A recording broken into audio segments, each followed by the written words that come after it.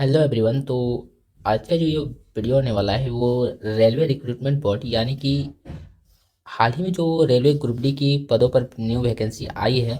लगभग लगभग क्या जो टोटल वैकेंसी है टोटल पोस्ट है वो हमारे है जो 32,438 पदों पर न्यू वैकेंसी आई है। ठीक है। और ये रिक्रूटमेंट है 2025 का है। और इसमें जो नोटिफिकेशन दिया गया है, एलिजिबिलिटी क्या है, लास्ट डेट क्या है अप्लाई करने का, वो सारी बातें बताएंगे। और इससे रिलेटेड जो पोस्ट प्रेफरेंस होने वाली है उसको भी हम डिस्कस करने वाले हैं कि कौन सी पोस्ट इसमें अच्छी होती है और कौन सी पोस्ट इसको आपको अप्लाई करनी चाहिए। तो वो सारी बातें हम लोग इसमें डिस्कस करने वाले हैं। तो आप सभी जिन भाइयों बहनों को इस वीडियो की ज़रूरत है वो सभी के पास आप लोग शेयर करें और ज़्यादा से ज़्यादा इस वीडियो को शेयर करें ताकि और सभी भाइयों बहनों को पता चल सके कि कौन सी बेस्ट पोस्ट प्रेफरेंस अप्लाई करनी चाहिए। चलिए तो हम लोग आगे बढ़ते हैं, पहले इससे रिलेटेड कुछ सारी बातें जानते हैं हम लोग। चलिए तो हम लोग यहाँ देखते हैं जो रेलवे रिक्रूटमेंट बोर्ड आरआरबी का जो न्यू वैकेंसी है ये 2025 की है। ठीक है। ये कितनी 2025 की है। जो कि अब सेंट्रलाइज रिक्रूटमेंट बोर्ड है CEN 8/2024 को जो आई है। आप यहाँ देखते हैं ग्रुप डी एग्जाम 2025। उसके बाद हम लोग यहाँ इंपॉर्टेंट डेट्स देख लेते हैं। तो डेट्स क्या होने वाली है, तो आप लोग का जो ये बिगिन यानी कि स्टार्ट हुआ है, एप्लीकेशन फॉर्म फिलअप स्टार्ट हुआ है वो 23/1/2025 से है। और लास्ट डेट जो है वो 22 फरवरी 2025 है। यानी कि अब कुछ ही दिन बाकी रह गए जिसमें आप अप्लाई कर सकते हैं। तो आप लोग ज़्यादा से ज़्यादा मतलब जल्दी से जल्दी करें इसको, अप्लाई कर ले। इस वीडियो को देखने के बाद आप अप्लाई कर सकते हैं। और इसका अगर आप कुछ मिस्टेक करते हैं तो वो 25 फरवरी टू 6 मार्च तक आपको करेक्शन करने का डेट दिया जाता है। यानी कि 25 फरवरी से 6 मार्च तक आप करेक्शन कर सकते हैं। यानी कि आप फॉर्म फिलअप के समय कोई गलती किए होते हैं तो वो आप सुधार सकते हैं 25 फरवरी से 6 मार्च तक। तो आई होप कि आप सभी बहुत ही बढ़िया से अच्छा से जान लें उसके बाद अप्लाई करें। क्योंकि गलती करने के बाद अब फिर से करेक्शन करते हैं तो उसमें कुछ एक्स्ट्रा चार्जेस लगती है। तो आपको चार्जेस ना लगे इसीलिए आप इसको अच्छा से अप्लाई करें। ठीक है। चलिए तो ये एडमिट कार्ड जो अवेलेबल होने वाला है एग्जाम से पहले ही आएगा, ये तो सभी को पता है। यानी कि कुछ दिन पहले आ जाएगा, एक 1 वीक पहले। उसके बाद आप यहाँ देख सकते हैं एप्लीकेशन फ़ी। तो जनरल से आप आते हैं या OBC EWS कैटेगरी से आते हैं तो आपका जो एप्लीकेशन फ़ी होने वाला है वो चार्ज होने वाला है वो 500 रुपया होने वाला है। उसके बाद आप देख सकते हैं SC हो गया, ST हो गया, PH या EBC इन कैटेगरी से आते हैं तो आपको 250 रुपया चार्जेस लगने वाली है। उसके बाद आप यहाँ देख सकते हैं ऑल कैटेगरी फीमेल, यानी कि जो भी गर्ल्स में आते हैं फीमेल में आते हैं वो उनकी जो अप्लीकेशन फ़ी यानी कि चार्ज जो होने वाला है वो 250 रुपया 250 रुपया होने वाला है। पे the examination fee through UPI debit card, यानी कि आप UPI द्वारा, डेबिट कार्ड द्वारा, क्रेडिट कार्ड द्वारा या नेट बैंकिंग द्वारा आप इसका फ़ी चार्ज जो आप एग्जामिनेशन में तो पेमेंट कर सकते हैं। चलिए आगे बढ़ते हैं हम लोग। उसके बाद हम लोग यहाँ देख लेते हैं तो आरआरबी ग्रुप डी रिक्रूटमेंट 2024 यानी कि ये 2025 की है। वैकेंसी डिटेल आप देखते हैं तो यहाँ टोटल जो वैकेंसी होती है आपका 32,438 पोस्ट पे निकाली गई है। उसके बाद यहाँ देख सकते हैं पोस्ट नेम, टोटल पोस्ट आपको दिखाएगा रेलवे रिक्रूटमेंट और ग्रुप डी एलिजिबिलिटी। तो इसका जो एलिजिबिलिटी है वो आप क्लास 10th यानी कि मैट्रिक इसमें आप कर सकते हैं। क्लास 10th लेवल से ये निकाली गई है और ये लेवल 1 की पोस्ट होने वाली है। इसमें आप फिजिकल एलिजिबिलिटी देख सकते हैं। तो मेल के लिए जो candidate should be lift and carry 35 kg, यानी कि 35 kg का वेट आपको उठाना पड़ेगा। और डिस्टेंस 100 मीटर, यानी कि 2 मिनट में 100 मीटर आपको 35 kg उठा के अपने से, कोई वो आपको वहाँ हेल्प नहीं करेगा, आपको अपने से 35 kg वजन उठाना है। और वहाँ सैंड यानी कि बालू रखा रहेगा बोरी में भर के उसको आपको उठाना है 35 kg और 100 मीटर तक आपको ले जाना है विदिन 2 मिनट में। कितना, तो 2 मिनट में। एंड 1000 मीटर यानी कि 1 किलोमीटर जो होने वाला है आपका 1 किलोमीटर 4 मिनट 15 सेकंड में आपका रनिंग होने वाला है। ठीक है, क्या होने वाला है, रनिंग। यानी कि 4 मिनट 15 सेकंड का आपका टाइम दिया जाएगा और उसमें 1000 मीटर आपको 1000 मीटर आपको रन करना है, वो कंप्लीट करना है। और ओनली फॉर 1 चांस, और ये आपको जो टाइम एक ही चांस में आपको करना आता है। उसके बाद फीमेल को देख लेते हैं। तो female should be lift and carry 20 kg, यानी कि आप गर्ल्स से आते हैं, फीमेल जो है उनको 20 kg वजन उठाना पड़ता है और वो 100 मीटर का ही डिस्टेंस विदिन 2 मिनट में आपको कवर करना होता है। और गर्ल्स के लिए जो है 1000 मीटर की रन होता है, उसमें 5 मिनट 40 सेकंड का टाइम दिया जाता है। बॉयज़ के लिए आप देखें तो 4 मिनट 15 सेकंड का दिया होता है, लेकिन गर्ल्स के लिए आप देखते हैं तो ये यहाँ बॉयज़ के लिए 4 मिनट 15 सेकंड, गर्ल्स के लिए आपको 5 मिनट 40 सेकंड का टाइम दिया जाता है। और ये भी आपका एक ही चांस में कंप्लीट करना होता है। चलिए आगे बढ़ जाते हैं हम लोग। हम लोग यहाँ देख लेते हैं तो RRB group D vacancy detail department and post wise पदों का विवरण, यानी कि आप देखते हैं डिपार्टमेंट और पोस्ट वाइज आपको देखते हैं तो यहाँ पॉइंट्समैन में आप आ जाते हैं तो 5058 पोस्ट है। ट्रैक मशीन में आप जाते हैं तो 799 पोस्ट है। आप असिस्टेंट ब्रिज में जाते हैं तो आपको 301 पोस्ट देखने को मिलेगा। ट्रैक मेंटेनर 4 में, जो कि हम अभी इस पोस्ट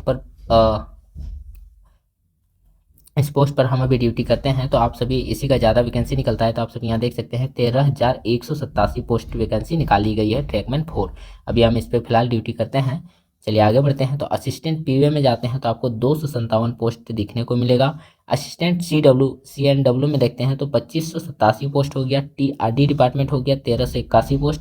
SNT सिग्नल डिपार्टमेंट ये हो जाता है तो आपका 2012 पोस्ट है। उसके बाद जाते हैं तो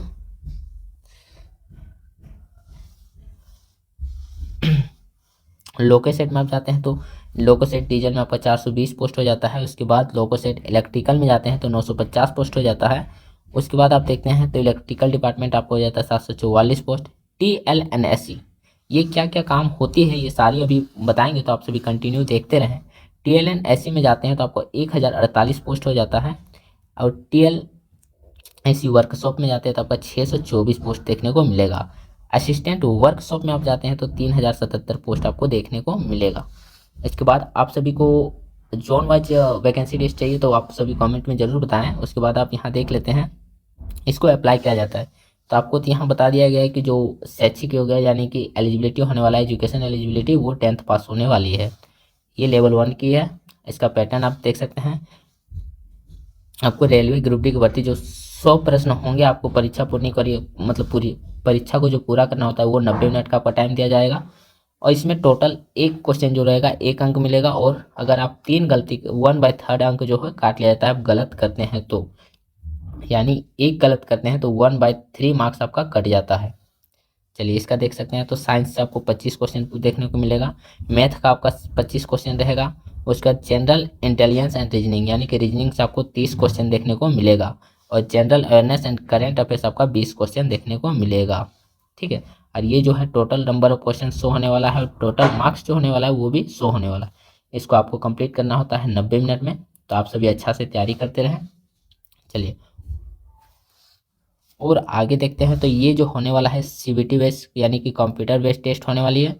फिजिकल एलिजिबिलिटी आपको बता दिया यहाँ ऊपर में। उसके बाद आपका हो जाता है इसका जो सिलेक्शन प्रोसेस होता है, पहले CBT एग्जाम होगा, दूसरा में फिजिकल एफिशिएंसी टेस्ट होगा, तीसरा में आपका डॉक्यूमेंट वेरिफिकेशन होगा और चौथा में मेडिकल। फिर आपको आ जाती है ज्वाइनिंग लेटर। आपको ज्वाइनिंग कहाँ करना होता है वो ज्वाइनिंग लेटर आ जाएगा। चलिए तो आप सभी ऑनलाइन अप्लाई कर सकते हैं तो जल्दी से जल्दी अप्लाई करें और इसको फॉर्म फिलअप करने के बाद आप तैयारी करना स्टार्ट कर दें। और आई होप कि आप सभी पहले से तैयारी करते होंगे। और आप सभी को बता दें कि पोस्ट प्रेफरेंस कैसे भरनी है। तो हम यहाँ देखते हैं तो ये आपका हो जाता है पॉइंट्समैन। ये आप पॉइंट्समैन का ड्यूटी क्या होता है तो आप सभी यहाँ देख सकते हैं ये पॉइंट्समैन का है। पॉइंट्समैन में आपको ट्रैफिक का सिग्नल, आप जैसे ट्रैफिक सिग्नल की तरह काम करते हैं, आपको हरी झंडी दिखाना पड़ता है। आप प्लेटफॉर्म में हो या गेट पर हो और वहाँ पर आपको खड़ा रहना होता है। उसके बाद जैसे ट्रेन वहाँ से गुजरती है उससे आपको सिग्नल एक्सचेंज करना जिसको बोलते हैं, तो वो आप वहाँ इस टाइप की हरी झंडी दिखाना पड़ता है। इसमें और सारी पॉइंट्समैन में काम होती है। पॉइंट्समैन में जैसे सिग्नल ये दिखा रहे हैं, उसके बाद आप पॉइंट्समैन में और भी सारे काम होते हैं जैसे कि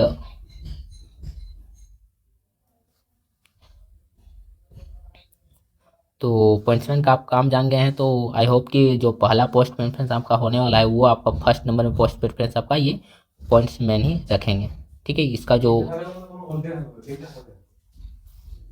रेलवे ग्रुप डी का जो सबसे अच्छी पोस्ट है हम बोले तो वो पॉइंट्समैन ही है, तो इसको पोस्ट प्रेफरेंस आप फर्स्ट नंबर पर रखेंगे। सेकेंड में आप आ जाते हैं तो सेकेंड में आप CNW रख सकते हैं। CNW में आपको बहुत सारे वर्क देखने को मिलेगा जैसे कि आपको वर्कशॉप में काम मिलेगा, या फिर गाड़ी का जैसे कि आप गाड़ी जैसे वहाँ से गुजरती है तो वहाँ रुकेगी, उस टाइम आपको CNW का काम होता है कि आपको उस इंजन का पार्ट को आपको देखते हैं, या इंजन का पार्ट हो गया या फिर उसके गाड़ी के नीचे का पार्ट को आपको चेक करके आगे बताना होता है। उसके बाद ये आपका हो जाता है, आप यहाँ देख सकते हैं ये CNW का ही काम है।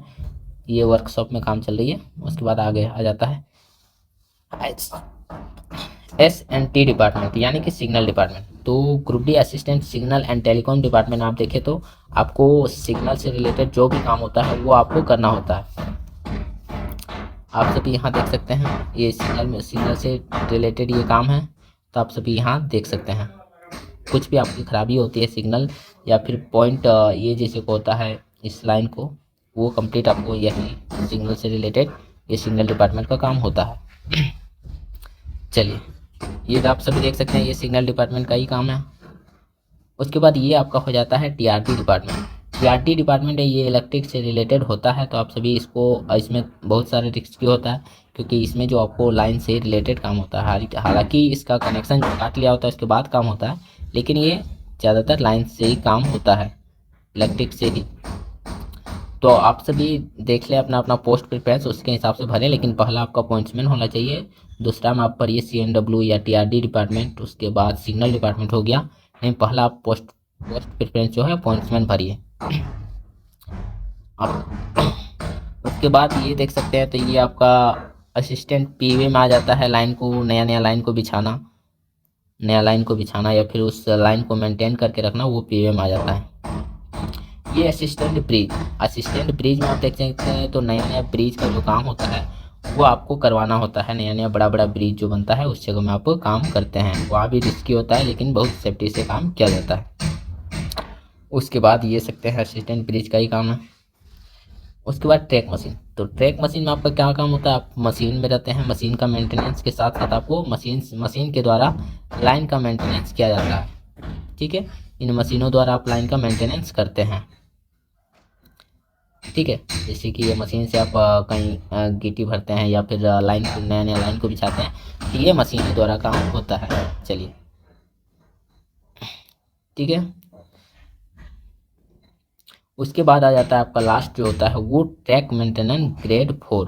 तो इसको आप लास्ट में रख दें, क्योंकि अगर उधर कटअप ज़्यादा जाती है, कटअप हाई होती है, तो आपको इसमें आके इस पोस्ट में आप ले सकते हैं। हालांकि ये पोस्ट कोई ये नहीं है, इसको प्राइवेटाइजेशन किया जा रहा है धीरे धीरे, लेकिन आई होप कि आप सभी को अच्छा से अच्छा पोस्ट मिले और अच्छा पोस्ट मिले और आप सभी इन रेलवे की पोस्ट पर भर्ती हो जल्दी से जल्दी। चलिए, ये हो गया ट्रैक मेंटेनर का काम। ये सारा जो आप देख रहे हैं ये ट्रैक मेंटेनर का काम है। जैसे कि स्लीपर हो गया, इसको चेंज करना है, या फिर गिट्टी कम हो गया इसको फिलअप करना होता है, या फिर लाइन को हमेशा मेंटेन करने का काम जो होता है वो देख रेख में होता है। तो आई होप कि आप सभी अच्छे से इसको जान चुके हैं, और इसको और भी अच्छा से आपको जानना है तो आप कमेंट में ज़रूर बताएं। और आप सभी इस चैनल से जुड़े रहें, क्योंकि हम हाल ही में 2023 में ज्वाइन किए हैं। तो आप सभी मेरे द्वारा जो भी जानकारी चाहिए आप सभी कमेंट में ज़रूर बताएं, हम ज़रूर बताने की कोशिश करेंगे। Thank you.